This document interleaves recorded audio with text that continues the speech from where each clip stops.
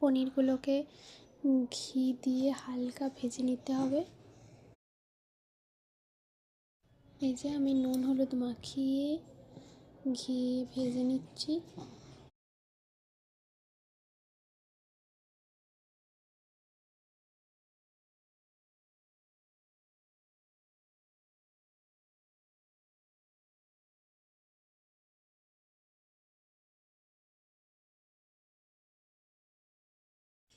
একই রকমভাবে আমি সমস্ত পনিরগুলোকে ভেজে নেব।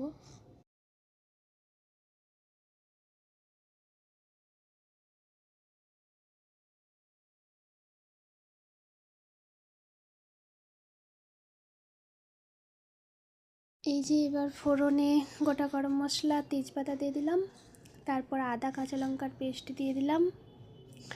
এবার একটু কষিয়ে নিয়ে হলুদ গুঁড়ো দিয়ে আবার একটু কষিয়ে নিলাম। তারপরে কাজু বাদাম পোস্ত চারমগজ সব একসাথে পেস্ট করে দিয়ে আর একটু কষিয়ে নিলাম। কষিয়ে যখন মশলাটায় তেল ছেড়ে আসবে একটু একটু, তখন আবার মটর পনির মশলাটা দিয়ে দিলাম। তারপর একটু লবণ দিয়ে আর একটু কষিয়ে নিয়ে যখন ঘি বা তেলটা একটু ছেড়ে ছেড়ে আসবে তখন দুধটা দিয়ে দিলাম। এবার দুধটায় বলক চলে আসলে মটরশুঁটি দিয়ে দিলাম আর পনিরটাও দিয়ে দিলাম।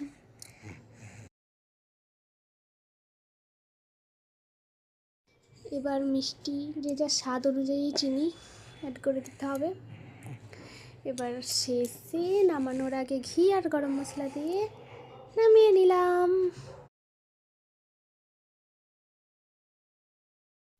এই তো রেডি আমাদের মটর পনির।